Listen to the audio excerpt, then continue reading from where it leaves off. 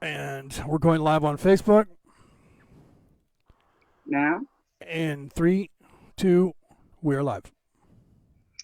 good evening, ladies and gentlemen. Welcome to our live event. It's very exciting tonight. We are very honored and lucky to have Mr. Jim Penniston with us. And hopefully, you'll find out some more details about his exciting experiences and disturbing in a way. So, a quick rundown. Around 3 a.m. on December the 26th in 1980, a security patrol near the east gate of RAF Woodbridge saw lights that were apparently descending into the nearby Rendlesham Forest. One of the first on the scene was then Staff Sergeant Jim Penniston, who was the head of the security detail. The end is the end of Christmas, so it was kind of quiet and things were going on Christmassy. So what followed from all of his experiences within the forest has now become like the English Roswell, and it's become pretty famous and intriguing as I'm seeing it. I mean, I grew up with this stuff, and I've known about this experience for a long time. But I'm thrilled to be able to meet Jim face to face. If I could get all of the faces on here at the same time, it would be brilliant. Face to almost face. So I'd like to welcome Jim to the Ancient Aliens Worldwide live event. And thank you very much for joining us, Jim. Thank you for having me. This looks like a lot of fun. It Looks like is. we're going to have a lot of fun here. I don't know. Usually it's not so serious. It's not like the other stuff that you do. I know. I get too serious, so you're going to have to stop me. Yeah. You do. It's just like, I usually start a conference out by telling everybody, let's show of hands about Rendlesham. Who knows about it? Of course, everybody's there to hear about Rendlesham, so, they raise their hand. And I said, okay, everything you know about it's not true. Everything you think you know is not true. I says, it's all been distorted for 30 years. And I just watch people go, oh, how can that be? Well, production companies, people that wish they were there, newspapers, hearsay, and wishful thinking, I think, is a lot of it. Yeah, I can well believe that. Yeah, so don't ever take anything in the media as absolute. It's pretty bad, actually. No, we're all pretty researchy in this area here. We keep asking questions after questions. And I mean, to boot, I'm a military kid. Tracy's a military kid, an ex-service person. So, okay. Leo, there's no going on. My dad's retired Air Force, so yeah. You know what? That's the best branch of the service. Hey, I'm an Army veteran, so there you go. Hey, no. I lived at RAF West Raynham. Actually, it was RAF USAF Sculthorpe. Yep. Around the time that this happened to you, we were an hour and a half away from you, and so interesting. Yeah, I also I spent some time at RAF Upwood and Elkinberry. I was stationed there at RAF Elkinberry, and that's a little closer to where you're at. Were you at Banbury or someplace? Me? Yeah. I was at West Raynham. I was in Norfolk. It was just up the coast a bit from you. Oh, that must be a World War II base or something, huh? Actually, it was, and it's not far from Mildenhall, Lake and Heath. It's on that same stretch all the way through that area. Yeah. It's at the end with the long forgotten ones. My first question to you is, I understood that there were like missiles and nukes that all got switched off on the base, but not true. I only ever heard that once. Yeah, that's just somebody made that up. No, there's no missiles at the base. Okay. I didn't think. I'll tell you what happened. We did a documentary, and Monroe Neville Sessor. I'm going to drop rank on a lot of these people, but Monroe, he was on the third night, second and third night. He was investigating the first night, and what the production company in London did is they asked him about shooting lights down into areas and they cut it and edited it to the point where it sounded like he said, "Oh yeah, there was beams of light going down the WSA." It's a lie. Just the way they cut it and edited the. Wow. I know, and if you even hear Chuck Halt, you'll hear him say, "Well, it's sort of possible, maybe." He never confirmed it because it didn't happen that way.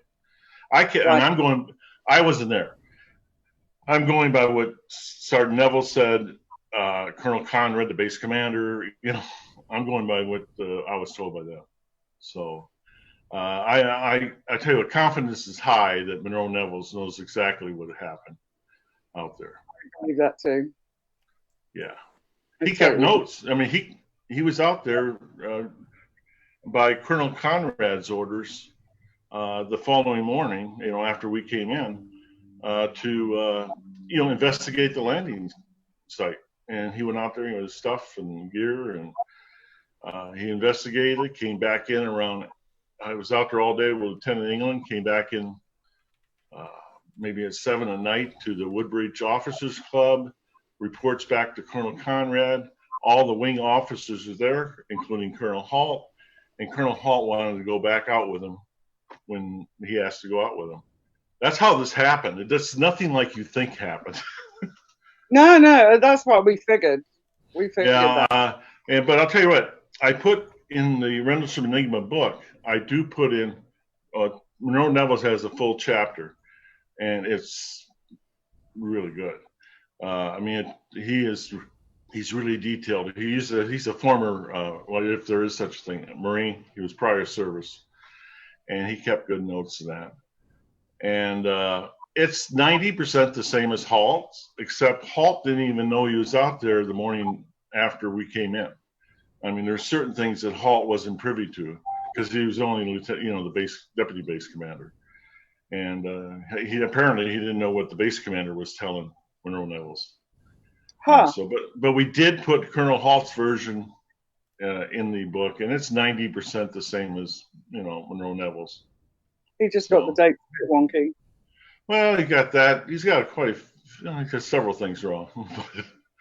but yeah, I mean, the beams of light were not pinpointing. They weren't directly in front of him, according to Monroe Neville's. They were a good, 100 yards away, 50 yards away. Huh. And it was, but there's a lot of, confirmation by both of them. They were together. I mean, no eyewitness sees anything the same as the person, they're just different. So they're so minor. That's why I said 90% is correct. Right. Did I address that question? I don't know if I did. Oh, you did. I've often wondered what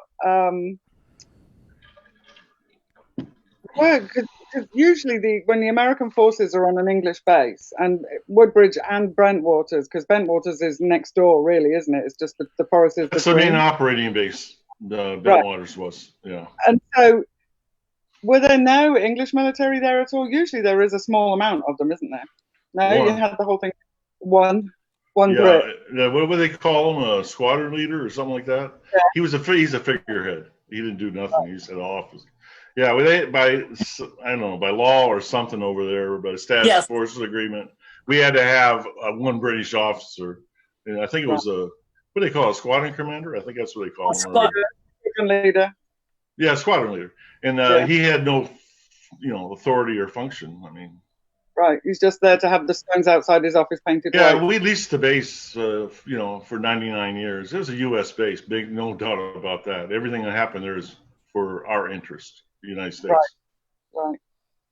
Interesting. I mean, Lakenheath and Mildenhall are the same, but I thought that they were just purely USAF. I didn't think that they were English as well. No, they're U.S. Well, are they called USAF or are they called RAF? Did they change back? They're RAF bases. We lease them. But, the operational, command and control is all the United States Air Force. I mean, the United States Air Force don't get told to do anything by another Air Force. They don't work that way. It's part of the Cold War effort. That's what it was. I mean, those leases, I don't know if they've charged for it. I think the Brits just said, yeah, you stay here for a while so the Germans don't come back or something. I don't know. You're right. For us, the United States, it was a nice aircraft carrier. Britain was. We had all these air bases on it. We could launch our missions from there. It was pretty nice, actually. That's true. And you had the best pubs. And we had great pubs, pubs and a lot of and decent food. Not everybody liked the food, Yeah, but but no, it's the main operating base was RAF Bentwaters, and that was 3 miles as the crow flies from Woodbridge. We had 6 squadrons of A-10s there. We had 10,000 people total, active duty and dependents. On Woodbridge, we only had 2 squadrons of A-10s. That was it. So there wasn't really nothing operational at Woodbridge too much. I mean, they had limited flying, but that was about it. Yeah. Interesting. Who else saw it? I mean, did anybody else see the same thing that you did? I mean, I know that there's corroborating stories and everything. Nobody else touched it either, did they? Not that far as I know. No one touched it besides me. I don't think it was a good idea to ever touch it again. I mean, people that actually like when I came back into Central Security Control that morning on Bentwaters, I met Sergeant Chandler, and Sergeant Chandler was the on-duty flight chief for Bentwaters. He had to come and take my place at Woodbridge because I was the flight chief at Woodbridge. And so when I left that base, I had to get replaced, and he came over and replaced me. Mm-hmm. And he stayed at Eastgate. And when I seen him, I said, "You wouldn't believe all that stuff that happened last night." And he says, "I seen it all." He said, "I was at Eastgate." So the other thing that people don't know, and Rendlesham, I mean, all this. I'm not trying to sit there and plug the book every second, but I'm going to tell you all the new things that are in the book. Okay.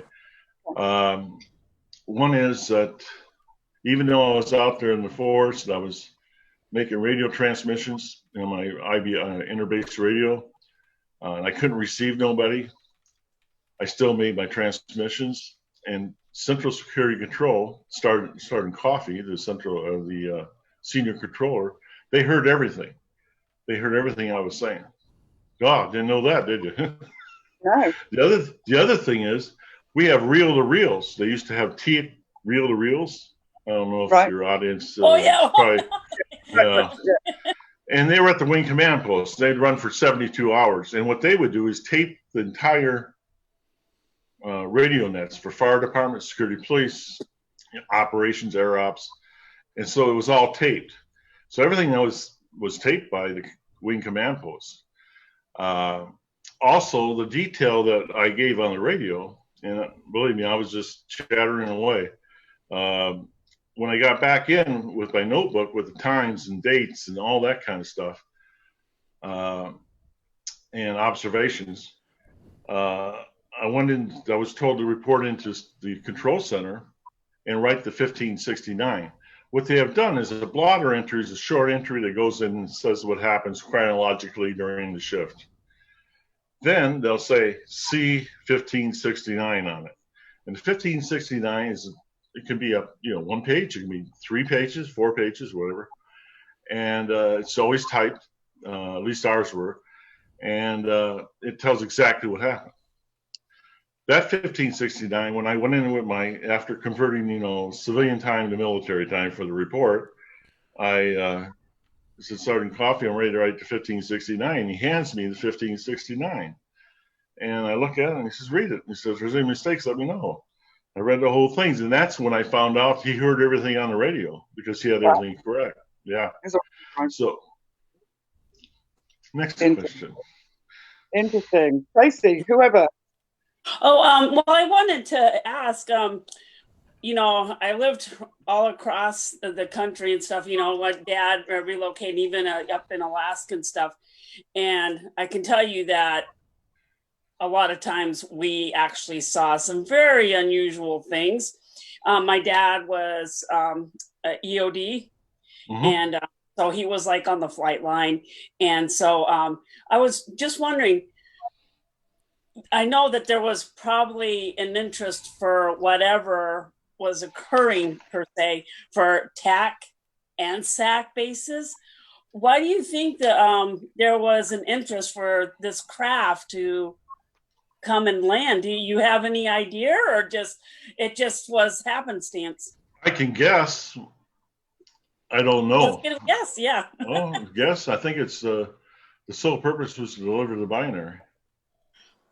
Well, what did it feel like when you actually received the message? It felt like metal. What Okay. felt the craft or The message. The craft, and also any like emotions or sensations that you felt while I ran a full gambit of emotions of from anger to fascination to fear to everything to I think I would have too. It depended on. I know one thing: the less activity, the activity of the craft started stopping, and it looked inert.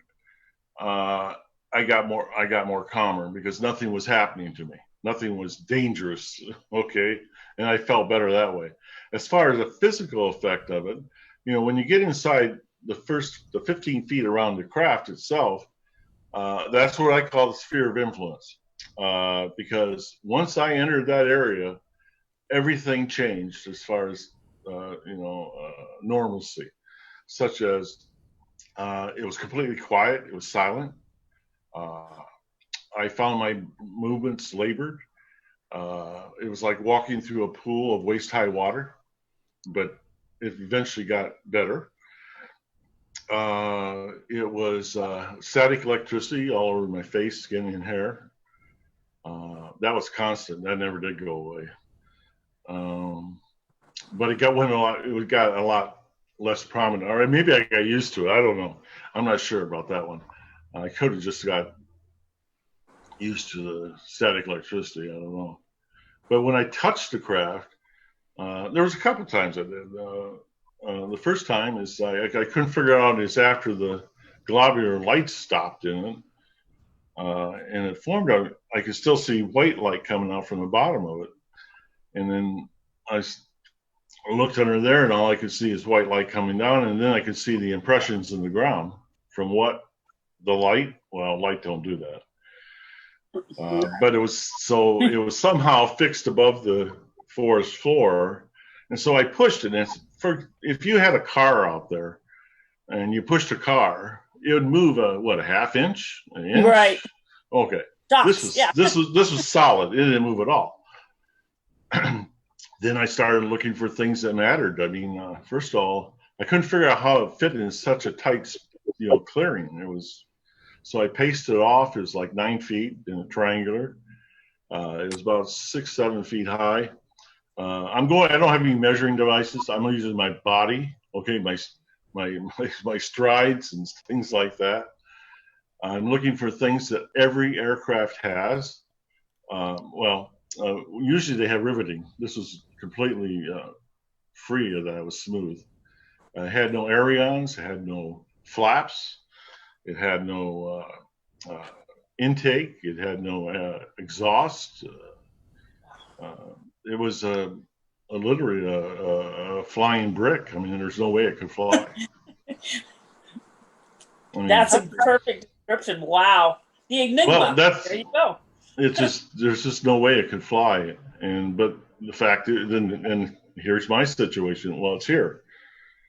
Yeah. And I'm going back with Sergeant Steffens told me back at East Gate, and he said he's seen it land. I'm like, how in the hell did it land here?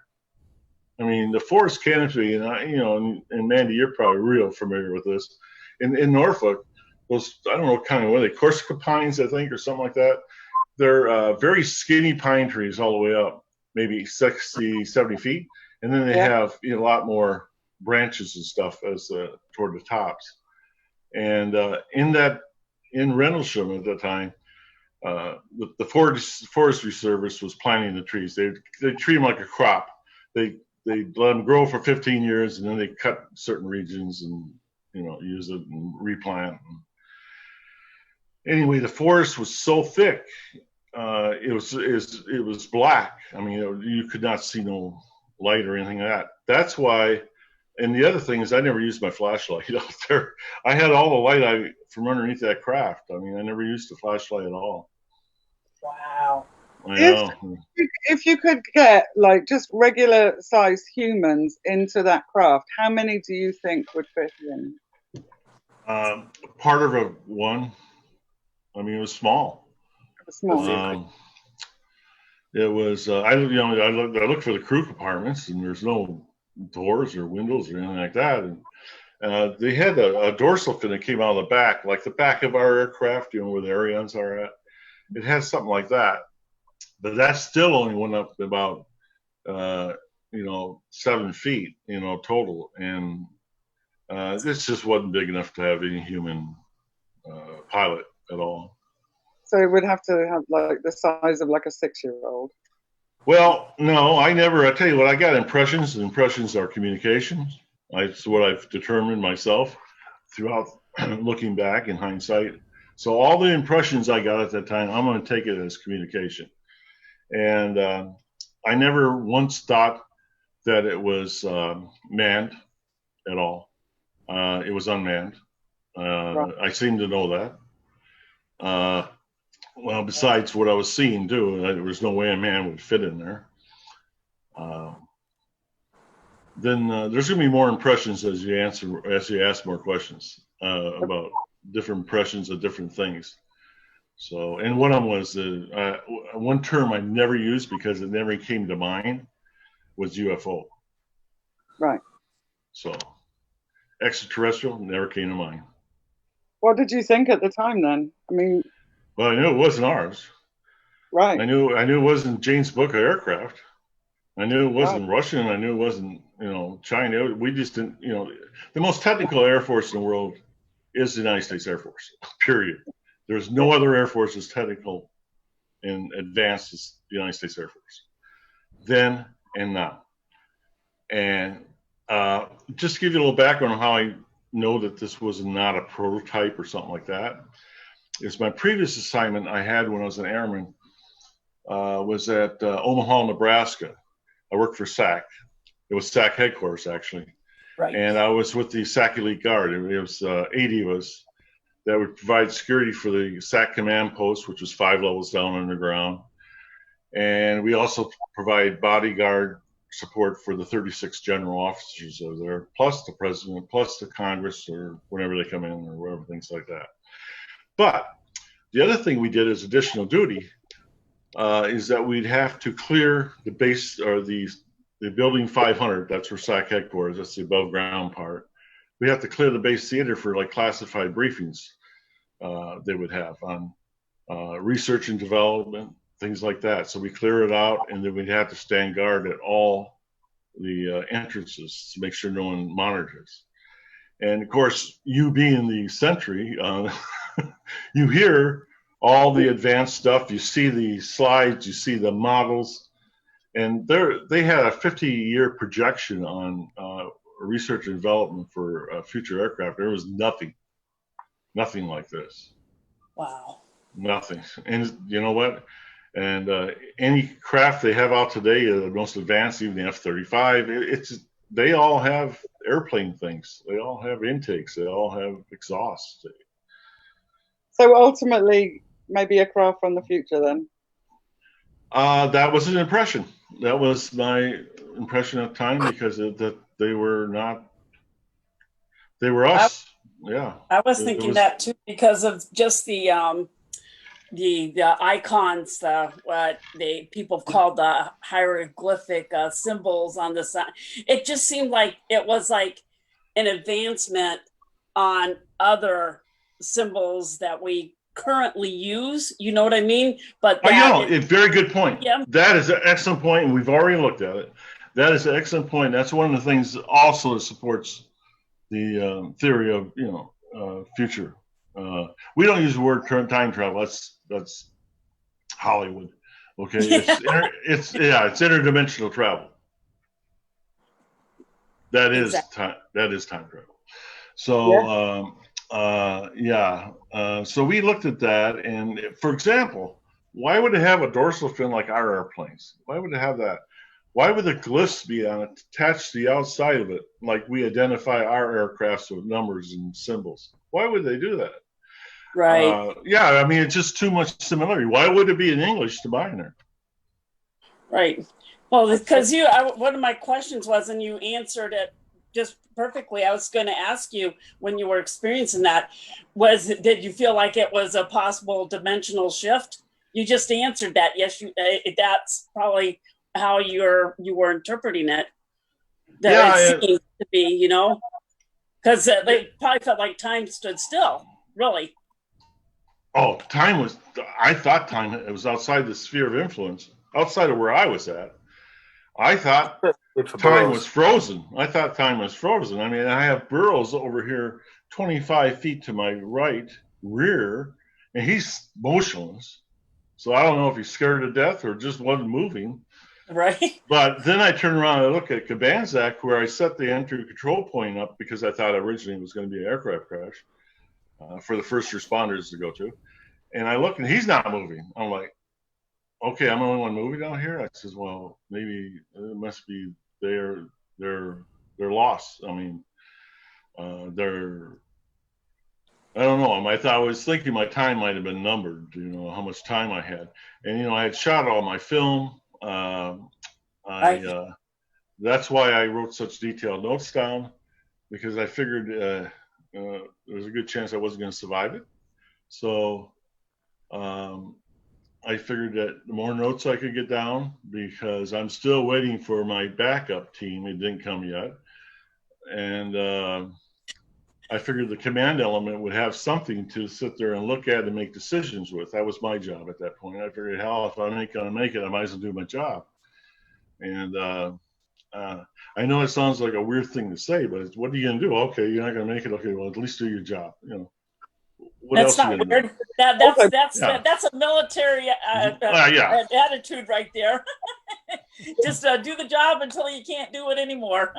Right, because it's obvious there's a problem, because I got one guy frozen and another guy frozen back here. I mean, but it's one of the theories of the Rendlesham Forest Research Team, which started really small back in 2010, and it progressed with a lot more since then, a lot more people and scientists and things. One of the theories on that is, oh my God, I'm going to have a brain. What was I talking about? Oh. The theories? Yeah, theory. It's a theory. I don't know which one is it. I don't know. Talking about the time. You know what? I'm going to be 66 years old this year, and every once in a while I'm talking. And what was I talking about? Do you know what it was, Jim? It was whoever it was in that craft stole a bit of the brain from your future. Oh, that'd be a nice way to put it, I guess. Huh? No, what you were talking about was the time displacement. They had a theory about the time displacement. Oh, yeah, the time displacement. Thank you. Well, what they think happened, and this is not just me. I mean, the CIA has asked me about it as 4 years ago about it. They think what happened is the sphere of influence. Either the craft was trying to adjust to our dimension, or whatever, but it was different inside there. And so the outside viewer, let's say for Cabanzac, Burroughs, and also for Chandler, because he never seen that much time, like the 40 minutes around the craft stuff. He didn't even see that. He seen the craft, but he didn't see me like 40 minutes out there, you know? And those guys, for them, it was instantaneous. And we think the point it was where it differs is when we hit the ground, when we had a bright light that came from behind the berm, and we hit the ground. Well, Burroughs describes the same thing, and he got up and I got up, but he wasn't moving. So it had to be instantaneous, we figured, whatever happened inside that sphere of influence. Now, did you have a watch or anything in there that continued to move and tick to show afterwards that you had been there for that amount of time? No, I didn't find that out until I had an electronic watch, you know, battery. I got back to CSC, and when I was thinking about writing my report, you know, my watch, the clocks are 40 minutes off. And I said, what the hell happened? I said, geez, I bet maybe the electricity out there, that stuff, maybe it stopped it, you know? That's what I thought. That's what I rationalized anyway. Do I know it for sure? No, but I think it's reasonable to say that. Well, I think the CIA theory is pretty sound because I think what happened was you were outside of linear time. So everybody in linear time froze, and for you, time was still going. It was no longer a constant. So for Yeah, you them, it know, was stuck. that's exactly what What the CIA said, right? yeah, it was. Yeah. When I have a chapter on that. It's called the Rockford Colloquium in there, in the Enigma book. And it is a 2-day meeting with my attorney because I didn't go there alone. Smart. Yeah, I had my attorney with me. And of course, the person said they were former CIA. So I don't know what that means. Were they? Are they ever? I I don't was know. going to say, are they ever former? Yeah, why? Yeah, why does he want to have a 2-day meeting? That's he set it up. So he flew in from I don't know where in the United States and brought my attorney up from Mississippi, and I'm located in northern Illinois. So that's the 2 days we. There was some fascinating conversation there with him, and all that. See, there's something in the book we talk about with it was actually Kit Green was the person. I don't know if you guys heard of him. He was part of the original SRI project back in '69, and Sarfati and all those guys. Anyway, yeah, he was an analyst for the CIA. He's also a doctor now, a neural doctor or something like that. Yeah, I don't want. I could talk about the whole chapter for the next 2 hours. I'm sorry. I can bet. It's awesome. I put in the chat on Ancient Aliens Worldwide, I put a link to your Amazon link for both the book that you had co-written before and the Enigma book, so people could see that. The book before is half what's wrong, maybe 60%. Okay, right. Not Nick's fault either, by the way. Right. I don't want to blame Nick for that. The publishing house rushed stuff, and my changes. I had 85 or 90 pages that did not go in there because I missed some deadlines. And then Monroe Neville's, his whole chapter, not Monroe Neville's, but Gary Osborne, my co-author to the Enigma book, he had 50 pages that didn't go in there. And Nick says, Nick says, well, that's 150 pages. And Nick says, what you should do is write your own book. That was, 5 years ago. And I says, okay, we're going to write the definitive book. I'm not going to hide nothing. I'm not going to hold nothing back. But what we did is the book's got 702 pages. Wow. Oh, yeah. Okay, it's a big book. It looks like a Sears catalog. If anybody remembers Sears catalog, I'm dating myself. Yes. Oh, I do. Okay. And yeah, sorry. I got your ebook, by the way.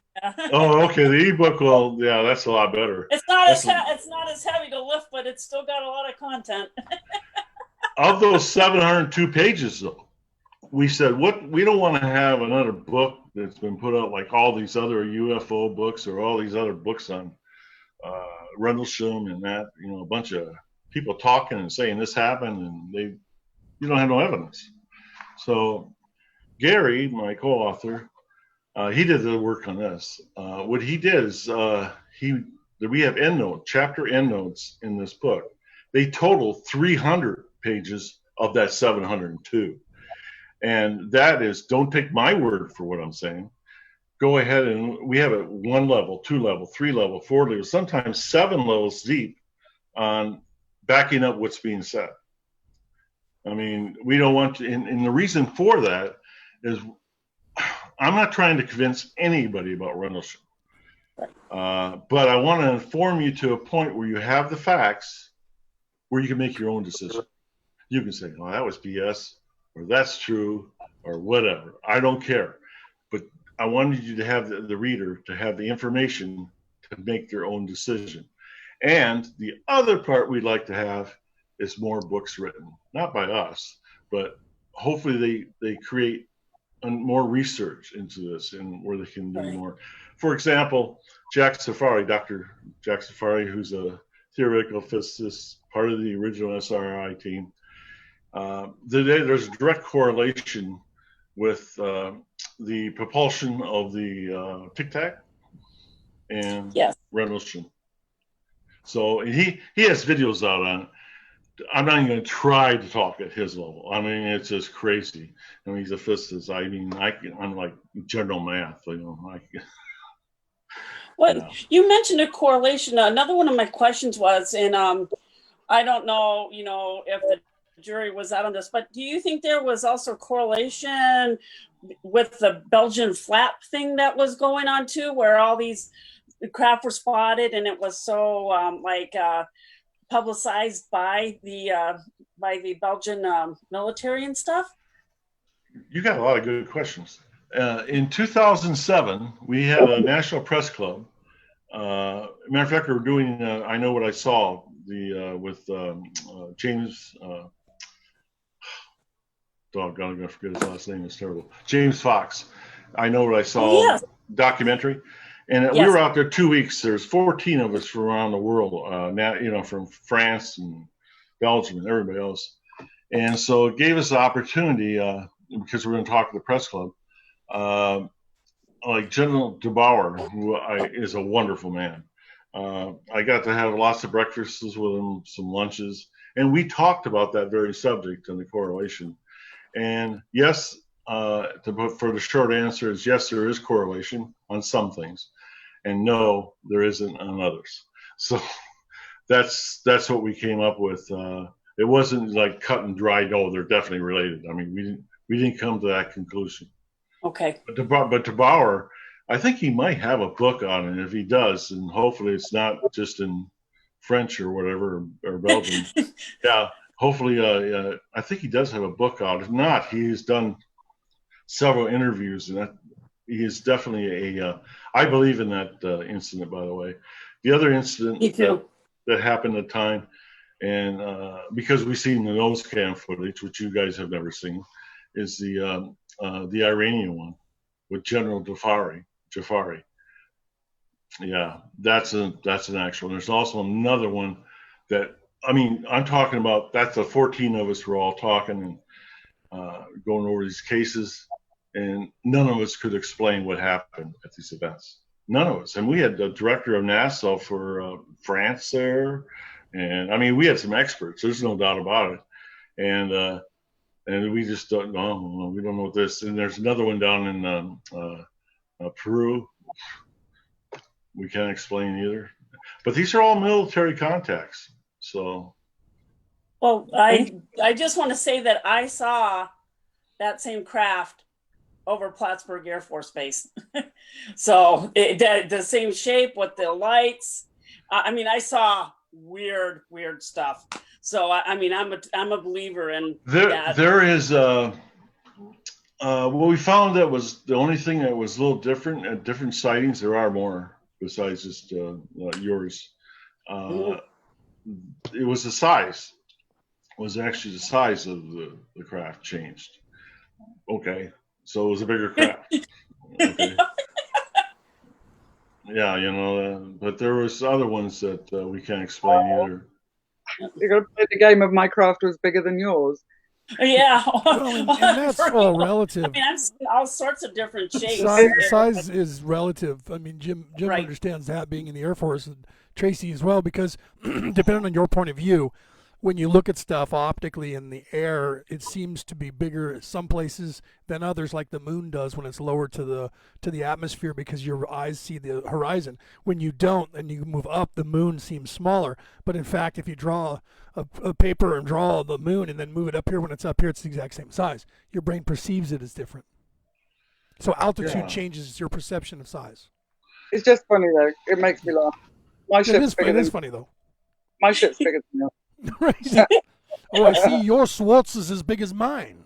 Okay, you're not gonna offend me or nothing like that. So you can ask any question you want. It can be a negative. Let me ask you one. I don't care. Question: when you were in the area around the craft, in that zone, did you feel a difference in temperature at all, or was it exactly the same ambient temperature as it was before the craft was there? No, I was warm, but I don't know if that was because of adrenaline. I don't know if. Yeah, I know what was different is that the air temperature was 32 degrees. That's the record of that. Yeah. the ground temperature was a little softer. It was 31 or 30 degrees. We know that because we had a team from Langley come out immediately after, and they cordoned the area off. Has that been released publicly? Maybe. Well, I don't think so. I know that, but I don't know if that was released publicly or not. Okay. Yeah. Yeah, and so the craft was warm to touch, and for decades, I thought, well, I mean, warm, like I felt like 50 degrees, and the air temperature is 32, but warm for out in the middle of nowhere, in the middle of the forest, in the middle of winter. Right. And then, when we started writing this chapter in the last 3-4 years with Monroe Nevels, and I find out what happens. I found out what happened with Monroe Nevels when him being ordered out there by Colonel Conrad the following morning when I came back in. The radiation, the beta, and specifically beta radiation, directly under the craft, the actual landing area, was 100 times background beta. So Monroe told me, he says, Jim, I hate to tell you this, man. He says, that was warm. He says, not because it was like just from traveling somewhere. He says, it was warm because it's radioactive. So I said, oh, that's good to know. That's good news. That's good news. Yeah. I figured that was like 3 decades ago. Yeah, it was 3 decades ago, and I'm in good health. I thought, oh, okay. Well, apparently, it didn't really affect me. So, well, you've had kids then, right? So you had kids since then, or before then? You're broken up. You didn't have you then. Both of you broke up. They're talking at the same time. So you had kids before the event or after? I had 2 girls before the event and 1 after. Okay. Well, okay. So if you're exposed to beta, you should be able to produce children. Right. I guess. I don't know. I don't know. I don't know. Apparently, it doesn't matter. Either that or she's the milkman's. I don't know. That's a joke. I don't mean that. She's not. That's funny. That was funny. I didn't mean that. She'll kill me. No, we have a family joke because my dad was always TDY. So, yeah. Well, and it's the same family joke. We have the same one, Tracy. The same joke. Yep. I mean, we'll throw in different people like the bread man. How about the mailman? Yep. The newspaper boy, and then my little brother was found under a rock. It's just because we're deployed so much, you're never home. Yeah. Yes. Well, I wanted to ask too. Do you think that in some way, when you were checking out, because I did get to read some of your book before this, and do you think that there was some type of like consciousness that was waiting for you to touch it? Because clearly it knew that you were around and it was waiting. So do you think that there was some awareness? Well, I was allowed movement around it. Okay. I'll tell you what, when I went back after, I touched the glyphs on the first 360 around it. And, I went from like a smooth like glass feeling. It wasn't glass, it was metal, but it felt that smooth. And it went from there to when I touched the glyphs, they were like sandpaper, like they're etched in the outer part of the craft.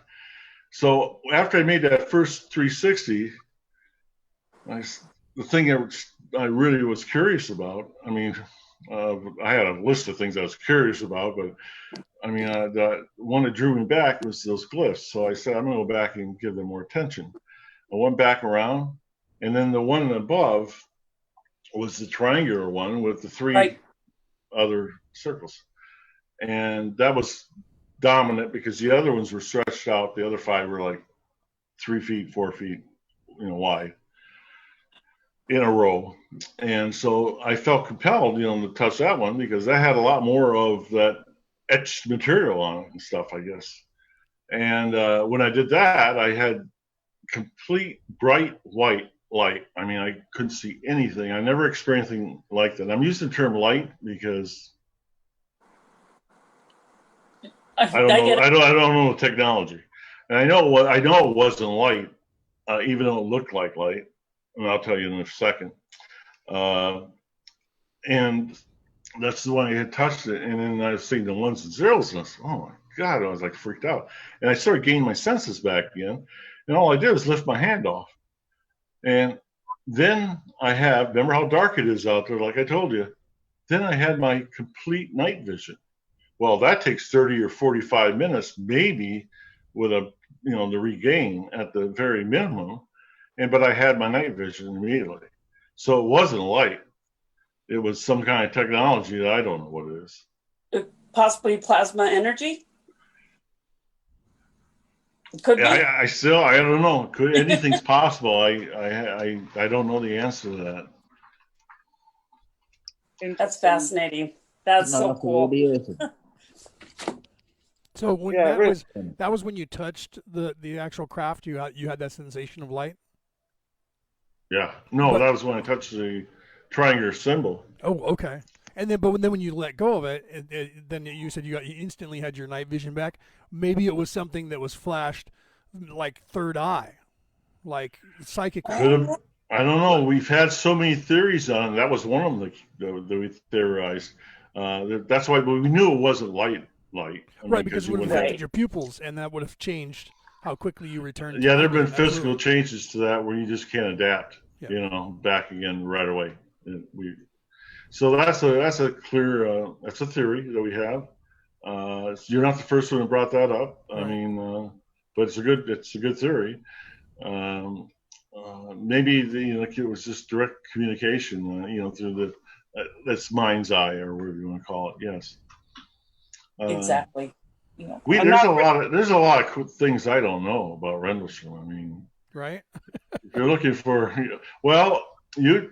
here's the way it is as far as questions. Either I know the answer, I don't know the answer, or I wish I knew the answer.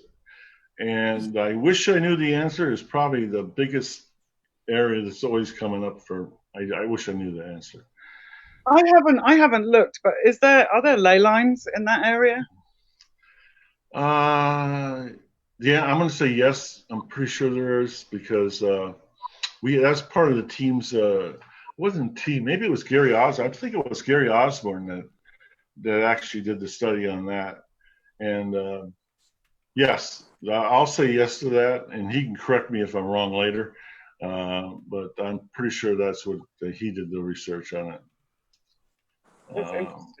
Yeah, it's yeah. I'm gonna leave it like that because I really don't want to go into his stuff. We're writing a book 2. Don't think that book 1 means it's not the first one isn't definitive. It is. Book 2 is strictly on the binary code and the code within the code. So that's what Gary's writing. That has nothing to do with the actual incident itself. I mean, other than that's where it came from. The other question about the binary is that you said it was funny that it was in English. So has anybody tried to translate it into a different language? Because I take it the binary is like universal. And so like Russian binary, is that, I think they tried it with Russian. I think that don't work. But that doesn't mean it doesn't work in another language. I don't know. That was the only one that was tested. Now you mentioned the binary itself. When you actually you couldn't sleep, could you? When you were actually seeing that, according to the book. I love your screen name, by the way. The grasshopper. I love it. So when you actually wrote it down because you felt compelled to, and you found a number of different pens that just stopped working, I imagine you built up a sense of frustration there at that point, and did you feel a real sense of relief once it was on the paper? Yeah, you read the book, didn't you? Oh, I did. Yeah. Stuff. There you go. I get home, and I'm up most of the day, and around 11 o'clock that night, I gotta get to sleep. I mean, I think it's just because of the adrenaline, and oh man, I'm traumatized. So I said I gotta get to sleep. But the craziest thing happened is that I lay down, so when I shut my eyes, my eyelids, you know, and I started, after a while, I started all I seeing is just ones and zeros. And I said, wow, I can write those down. They're like in a row or something. I said, no, it's Jim, you're losing it, man. This is bad. I says, this is the beginning stages of so much trauma. You're going to have to go to the base hospital. And, you know, this is not going to go well, because what are you going to do? I tell them, okay, I had contact with a craft unknown origin the day before. I went home and I see ones and zeros. This is, you know, they would have pulled my clearance. They would have took my weapons card, started separation from the Air Force. So I get up and I figure I'm not going to sleep anyway. So I can't. And so I make a pot of coffee because I'm not going to sleep anyway. Sit at the dining room table, and it was down in Ipswich. And so I'm looking at my notes. I'm looking at, you know, the glyphs. I'm looking at some of the other notes I put in there. And I said, you know, I think I can write these down. And I said, well, all right, I'm already crazy. I know that, you know, so, you know, I'm already to that level. And so the only paper I got, obviously, is my notebook I'm looking at, and it was about that thick, you know, and only a little bit it was used, but I flipped to the back part, and I started writing, you know, 0, 1, 0, 0, 1, 1, 1, 0. By the way, those are right. And made an imprint then.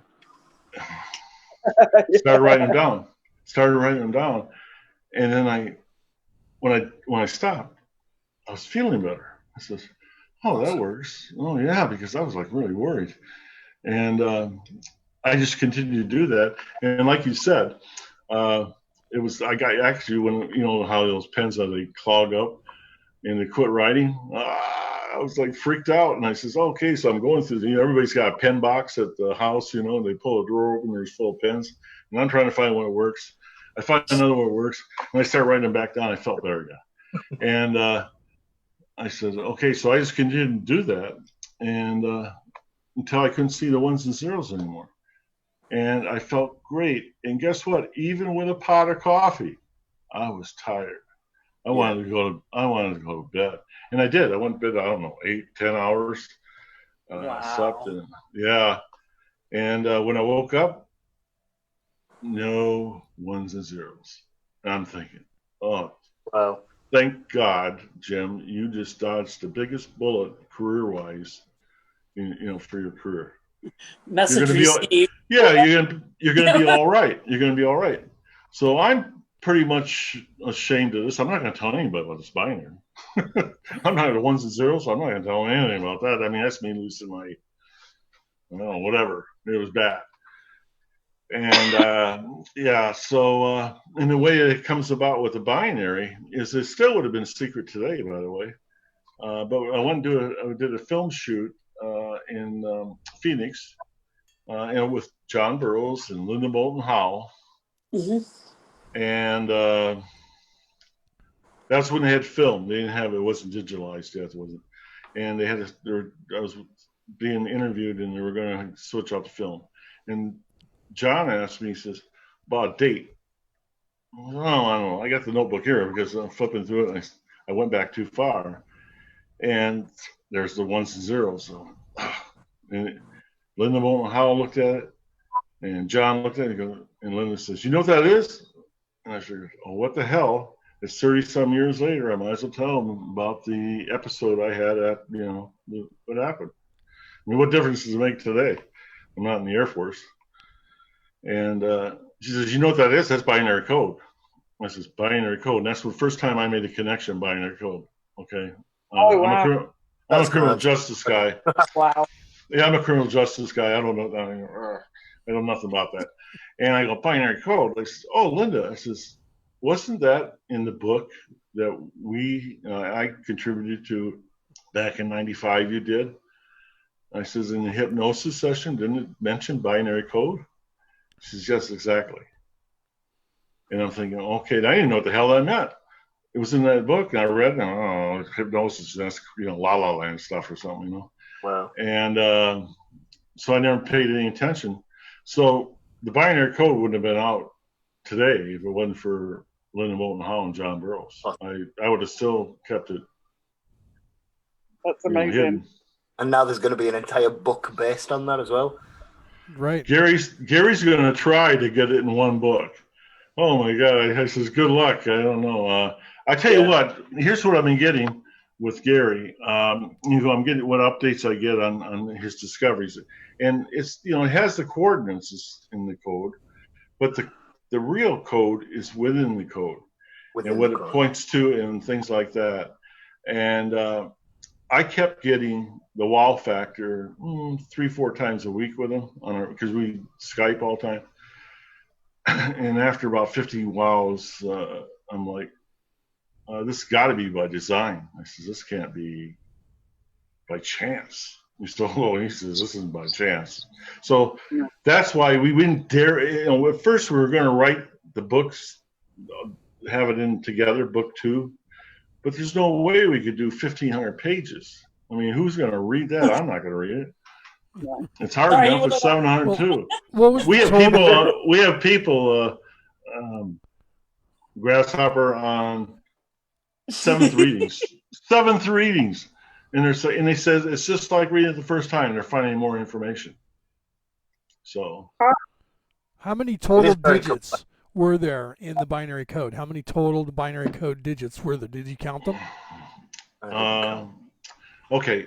Gary did that work on there because I didn't do really nothing with the binary myself. And there were 7 sets of coordinates in there. North, south, east, west, stuff. And of those 7, one is actually repeated twice, so there's really 6. One at the beginning, which was an area off of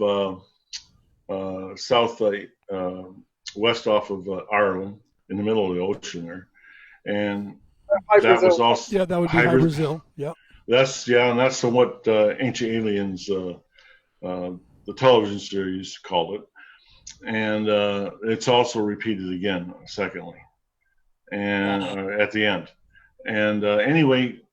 With Gary, I'll let you know some of the things that Gary found, and I'll try to explain this as best I can.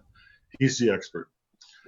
Have you guys ever heard of the fine structure constant? Yes. Okay. That's in everything in the universe. It's in black holes. And what it is, and I think Carl Sagan said it the best. We as human beings operate 6 digits over. Okay, decimal points over on everything, pretty much. Carl said, hey, if we ever get a message from someone that did 7 digits over, they're going to be a really intelligent race of people. Okay. The binary code, the fine structure constant in there, goes over in the binary code 13 digits. Oh, wow. Yep. So it's like, well, we're past the real smart stuff. Okay.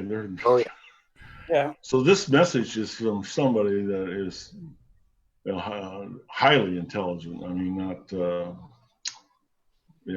I don't know. We've had all kinds of theories, talking, discussions, what if discussions, and we said, some of the things that is a Cat 2, is a Cat 1 civilization? Who knows? And what do we become? I don't know. Right. It's fascinating to talk about, and we I don't know, we get into those. I told Gary what we're going to do is we're going to go ahead and tape one of these conversations on what ifs, and I think we'll just label it what if, because they actually we are searching for answers, and well, I'll leave it like that, but that was a good question. Thank you. Well, I like that that there's multiple codes within codes, because that shows, like you said, that shows intelligent design. It's like, when you're saying, with the 6 digits, that's where we get into, the phi number or the phi number, not pi, which is 369. Exactly. And that's exactly what that is, because like you said, we run on the 6-digit, so you have the 3, and that's what Tesla honed in on, because that's the part of nature, and the 6 is what everything runs on, and then the 9 creates the infinity that sends it back around. Okay, and I know, let's see, physics was my major in college. Oh, I'm gonna tell you what, Leonard, I think I'm sitting there listening to Gary talk. Right. I mean, really, thank Right. you very much. Yeah. Why didn't you jump in earlier? I'm trying the to- producer of this show, not the host. So I try not to talk as much, but I do have my own show. But I'm letting everybody else ask you the questions. But I couldn't help myself. That's there exactly because I'm a right. That's the nerd. way Gary explained it too. And pi is part of it, and the Yeah. golden. The whatever golden that- ratio, Fibonacci. Oh yeah. the Fibonacci Once- sequence, absolutely. Yeah. Yeah. I made a I video. don't want to go any farther because I don't want anybody to know how stupid I am. I made a about it, video okay? just Oh, to you're plenty explain smart, the Jeff. golden ratio that I have. I actually created a video just to explain that to people, and they can watch it on YouTube. It's on my YouTube channel. Yeah, one of the hard things is Gary's finding is the way to put it in plain language. In the second book. I mean, that's one of the different. We all. I mean, the Enigma book took 5 years. Right. For example, the chapter of just being out in the forest. I went back to that over a 6-month period. I went back to that 12, 15 times and started rewriting because I didn't have the right. It was so hard. I wanted the right words to express the feelings and my thoughts at the time, and that was really difficult to do for me. But Gary is running into sort of the same problem with keeping it as simple as he can, while being it's actually informative. really tough. I see what he's doing because I don't know if you've heard of the Law of One, but I'm actually doing a show on that, and I've been trying to explain to everybody the scientific wording that is being used, and I've been doing it for almost 2 years, and I still haven't finished the 6 books that were printed of the Law of One. So I get what you guys are going through. It's really hard to take that language and then try to get it to where you can explain it to the layperson because it's just totally a completely crazy language. You know what I'd like to do, Leonard, is afterwards you can get my email from Mandy, and I'd like to put you in contact with Gary Osborne. I would love to talk to him. And I think maybe even do a podcast or something. I would love to do that with him if he'd be willing. Yes. We have to break him away from them writing the book, but we'll do our best. I'm sure you know what I mean? I'm sure we can fit a timeline in there somewhere, right? So yeah, definitely. Yeah. You and I'll communicate after the show and see if he's willing, and then we can work on him and see if we can bring him on my podcast. And you, yeah, because I think you can be beneficial to him because you know what the problem is. Yep. It's trying to make it understandable for just a layman. Yeah. So, and Leo's really good at that too. Yeah, I've been in almost all of his podcasts. Thank you. and Yeah, she follows he me has on a my way of- podcast and listens to me doing Great. exactly that and it's translating this jargon that the scientists speak. I mean, come on, let's be serious. You know, it gives me a headache. Yeah. It really does. You know, mathematics is a language unto itself that is insane to try and when someone says like, what is gravity? I could try to explain it to you, but mostly the scientists will go, we don't know. Yeah, it's just like I get asked about. People will email me all the time and ask me about the binary. I go, I really don't know nothing about it, and they're like, huh? Oh. See, I grew up on a Commodore 64 before it was out for the public because my friend's father worked for AT&T. So we were writing code. That's what we have to do. We used to have to sit there and write the ones and the zeros and the zeros and the ones to actually create what you see on the screen now. And that's where I grew up writing code. That's why I have my Apple MacBook Pro, because now it's all plug and play. But we used to have to create everything and then put it into everything. So binary code back when it was DOS was what we worked with back when I was a kid. Yeah. Crazy, right? Radio Shack. Radio Shack, yeah. Okay, so let me ask you this now. So at this point, how many different things do you think have been places have been already translated? Is it like 20, 30? Because I know you said there were several. How many have they already discovered? Or different translations of the binary code? Well, the basic ones are 7 locations. Okay. Gary has, I think, 2 done. I mean, it's pretty maybe 3. I'm not sure yet. The other thing is I lost video with you guys. What's that? You can't see us on the video? I got you. I can see you. Oh, okay. Okay. Yeah. You missed. Well, I lost you. Oh, you probably hit a window and slipped over to a different window, because I can see you. We can see you fine. Good. Yeah. You just can't see us. You probably hit a. I've done that. I'm over here producing, and I lost the window for a minute. Went, oh, did I just close the show? I panicked. Yeah, that's what I thought. I did something like that. Sorry. So, okay, let me ask you this: in the crowd, I have people in the audience asking, do we know when the next book's going to come out? You said Jim's working on a book. Are you currently working with him on a book as well? Or are you guys working independently? What are you doing? Working independently. I'm going to write some stuff on my theories and that in there. Gary is working on, of course, the main part of the book. He's the lead author. There's no doubt about it. And I know people have asked him when the book's going to be out, and he don't want to be rushed, and I don't blame him. I don't. He wants it right. I'm a 3-time author, and it gets done when it's done.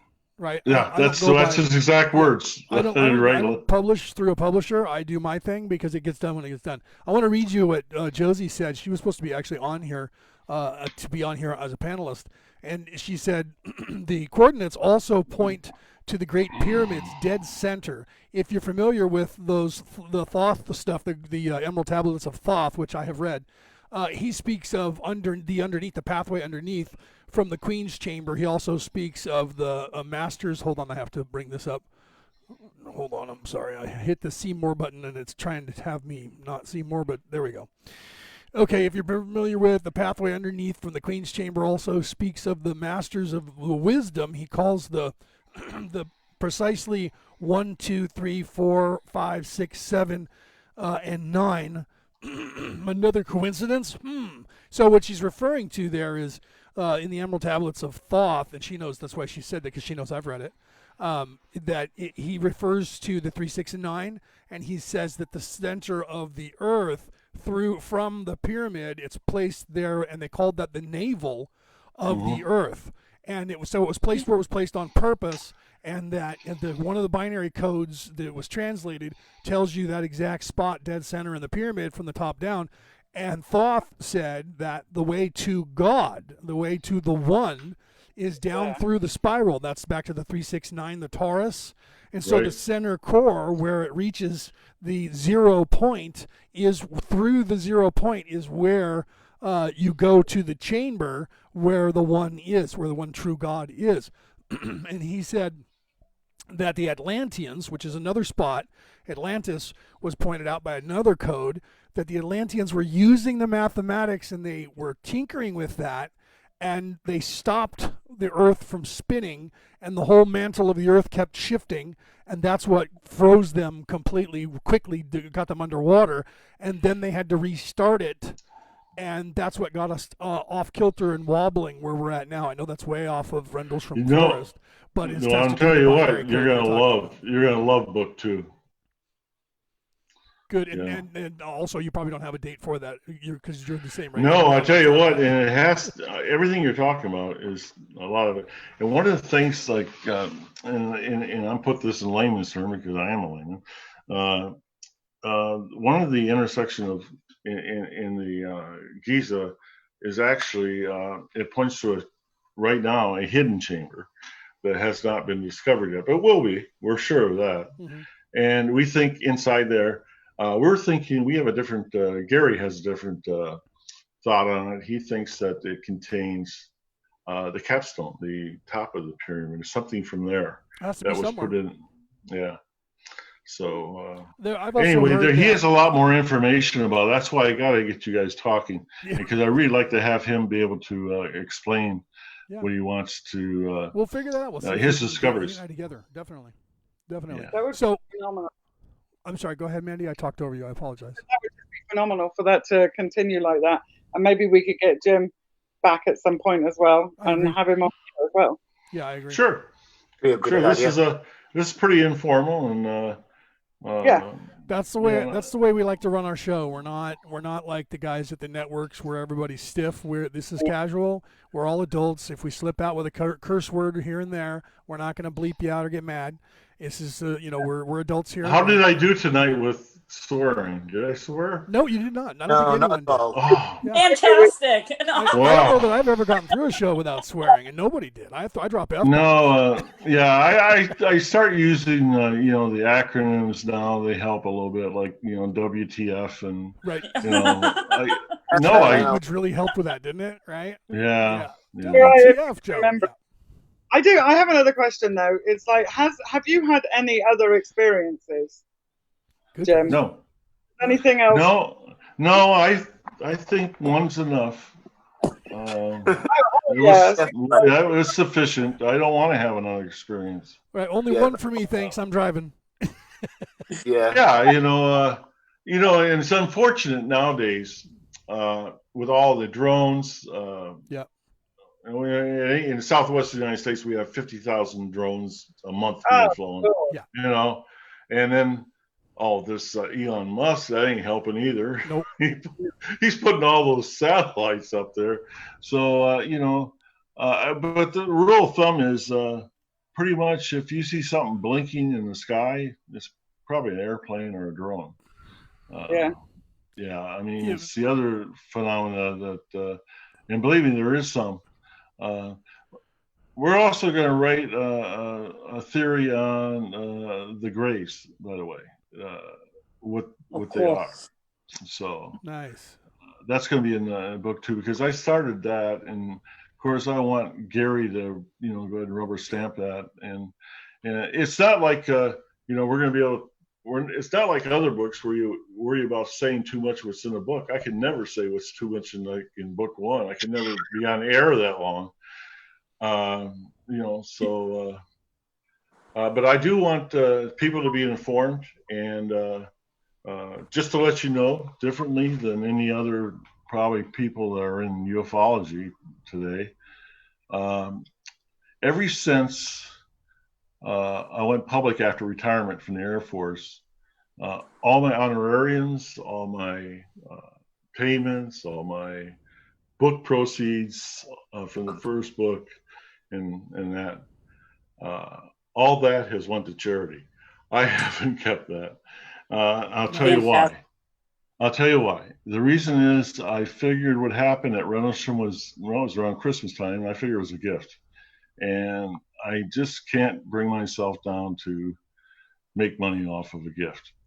Well, I did have another question, but I didn't want to get laughed at. Do you think that somehow you were chosen to do this? And I think the reason that I believe it is because, given that you were a military guy, and like I said, I read some of your book, how professional and you were by the book, you brought believability to your experience just by being you.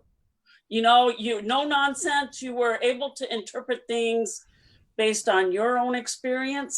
So I that's what I think. I think that somehow you were chosen because why didn't anybody else go up? You know what I mean? You couldn't move. They were frozen. Exactly.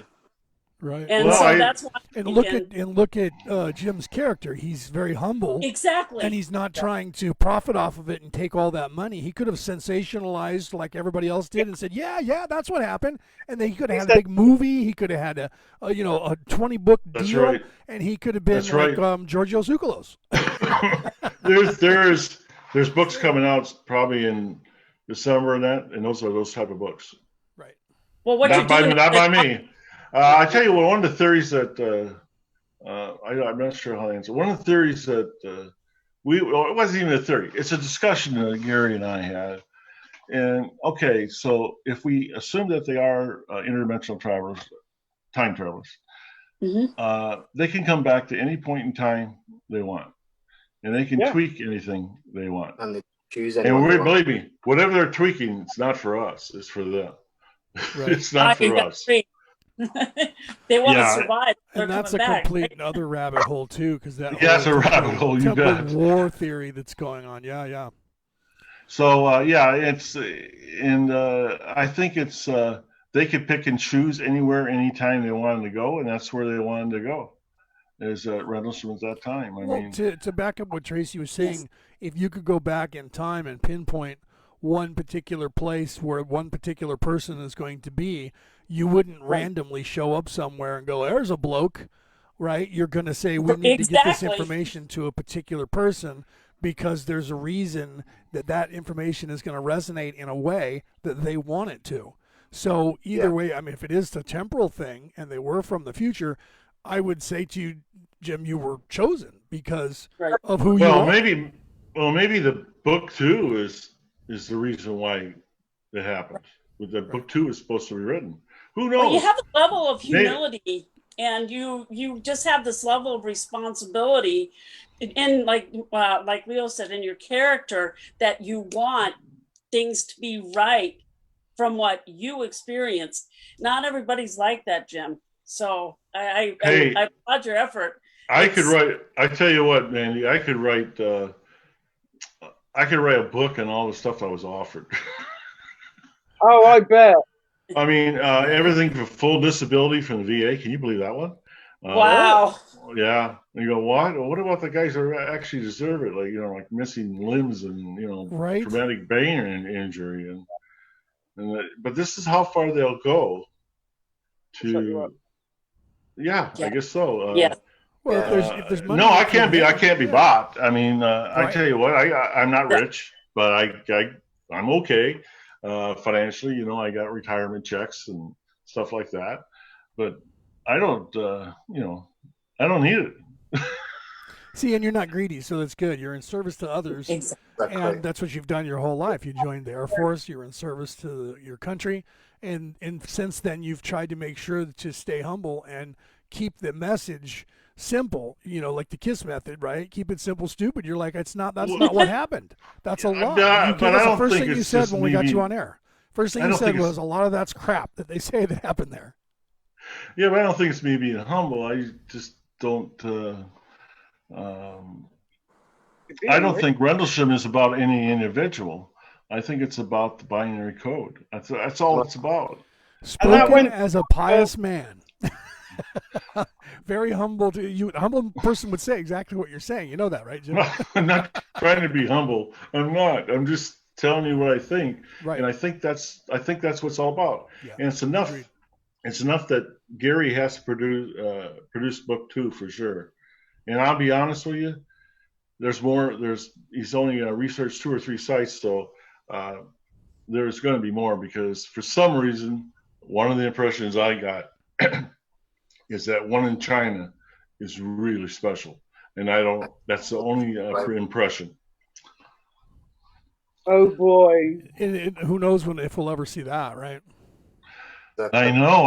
I'm just hoping that maybe relations get a little bit better there. At least we can get maybe a permit or something, to Right. get there. And I want to see but what they it's a religious area. It's Yeah. all the sites, with the exception of, and it's debatable in Sedona, by the way, but Right. and in High Result, they're not by pyramids. The rest of them are by pyramids, Right. which tells you that they've probably been influencing things for years. And anybody thinks that Gary had brought this up to me, and I agree with him. He says, "Do you really think that 3,000 years ago, someone a bunch of people built those pyramids down to the?" And here's the thing, for the GPS coordinates on what's in the binary, that was only with Google Earth for a period to discover it for 3 years, and then they changed the maps. So yeah, so he had a window that was really short and just happened to hit it. I mean, so is that by chance or is that by design? Well, and then if you look at the longitude and latitude of the pyramid, the latitude of the pyramid is the speed of light in meters per second. Yes. Now. Yeah, he's also going to go into and I don't know what do they call it. What happens every 25,000 years? The whatever that's called with the time. Cool. Are you talking about the different cycles? Yes. Gary goes, and that's key to it too. Yep, the planetary cycle, like something comes closer every Well, 25,000 everything's cyclical. something. The entire universe is completely cyclical. Everything happens at the Right. exact same time. That's why the guys over in Central America and South America were able to, get that calendar that ran for 36,000 years, because it runs Right. in a complete cycle, a 100% accurate cycle. The entire Oh, universe does. I wonder if there's anything going on in that binary that links to the 21st of December this year, when all the planets are in alignment on this. What do you reckon, Daz? I reckon it probably will lie in the code within the code. There is a lot to decipher still in that, and it'll be interesting to see what Gary comes up with, to be honest. I put a post out into the group and asked about what generally our members thought about it, and the most common answer that came up was that all these places seem to indicate vortices where things can actually vanish, disappear, the Bermuda Triangle, that sort of thing. And that I found that really quite interesting, and maybe that possibly things were being used as a way to travel. And I found that really interesting, because there are a lot of sites. So who is that? Grass? I can't see Yes. who this is. Is that Grasshopper? Yes, that was the grasshopper speaking. Okay. Yeah, I know. I shortened your name already. One of the working theories that we have is, and we believe this. As a matter of fact, we have scientists actually back this up. So these coordinate sites are weak areas within the gravitational force of the planet, and so it ties in exactly what you're saying. And we think that makes it easier, or even possible, for them to actually be able to travel and into these different zones, because the gravity is weaker. And we think that's not by chance. We think that is by design as well. And it ties into what you were saying just earlier. Yep. Yeah, absolutely. And that's a lot of that has to do with, what we would say in lay terms is the Einstein-Rosen bridge, which is a wormhole that you would travel from here to somewhere else instantaneously or very quickly. And that goes to the theory of Stargate, the movie and the series, with the 0 point energy. And what they had to control the wormhole was what they called a ZPM, a 0 point modulator. Okay, and that whole theory for that whole movie and everything came from Thoth, which is what Josie was talking about before. And they've discovered now that that where the Bermuda Triangle is, that there is a pyramid down there in the water. And in the Law of One, Ra, back in 1984 or 81 at that time, said that there was a pyramid down there, and we didn't discover that until 2015. They said that the pyramid, when you put the capstone on it, it turns on, and above the capstone, in the air, it creates a wormhole to travel to different places. And the one down the Bermuda Triangle and the one over in the Dragon Triangle in Japan, there's a pyramid there too. They also discovered in 2016. So Ra claimed that those were still active, and that's why planes and boats and things disappear in those areas, because they're actually traveling to someplace else. Oh, wow. Yeah, Carl Sagan also used the same theories in the movie Contact. Yes. And I read the book Contact, and it was like, Leo, what you were saying, I was like, man, because there was so much more in the book than there was in the movie. And it was like, it was no coincidence that their machine in the movie was the one that worked was actually in Japan. Well, in the Sea of Japan.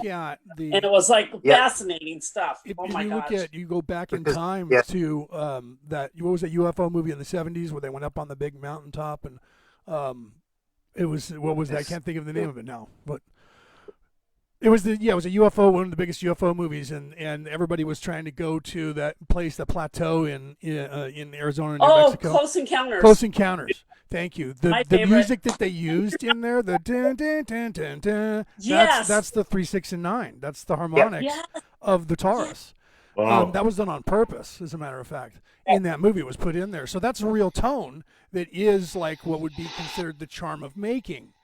And that is what opens the wormhole. That's why they were able to travel there. They picked that spot in the movie and made that whole thing because of that theory. And Carl Sagan was involved with that. Correct. Yeah. One thing in the book, Nick was in it. Yeah. one thing in the book that really stood out to me, if you don't mind me asking, was the experience of Lieutenant Bonnie Tamplin. And I was just wondering when you actually heard about that, Jim, because out of the two of you, I imagine, just reading like most of the front of the book at this point, she's the only one that came into close contact with something, and it completely shut her vehicle down, and it frightened the life out of her to the point where she ended up being stationed somewhere completely different. When did you hear about Bonnie Tamplin's experience? Let's see, what was the story we were told? At the time, something happened in her personal life and she had a breakdown. Wow. That's the way it would have been told because none of our business is medical information, what was going on. So, but all that's true as far as she was ready to duty. She was transferred, I think, within about 4 months. I did a retirement ceremony. I was a color guard, and she was the officer in charge, and I think that was in May of 1981. And I can't remember, it was one of the RAF bases that they had all the Americans come back. And anyway, we were part of the color guard. And I think Bonnie left probably a couple weeks after that. And I think she went to Italy. I'm not sure, Aviano or something like that. That's all I know about it. Yeah. When you heard about what she'd experienced, did that give you any validation to what you'd actually experienced yourself? I didn't need validation. I mean, no. Yeah, the only reason I was asking is because obviously you went through a few little moments in your part of the narrative you wrote where you felt a little bit like your sanity could have been in question given the incident that you'd experienced, and you went out and you used the plaster of Paris to create your own evidence to give you that peace of mind. Do you still have those? No, I actually thought about that with Tampa, recently in the last few years, but at the time they didn't tell us all the stuff exactly what happened. So it's always, the Air Force is so segregated, it's kind of compartmentalized. I mean, that's why Halt didn't know certain things. He didn't find them out. It's not because we're trying to keep stuff from Halt. It's just that we're very compartmentalized. And I was fortunate. I had that top secret clearance. And matter of fact, the only security policeman, I think, or one of 8, I think it was at the time at the base. And I got promoted. Then I did the NCO IC of plans and programs. And so I wrote all the defense plans and everything else. And during the course of, I did all the base security, the forward operating locations in Germany,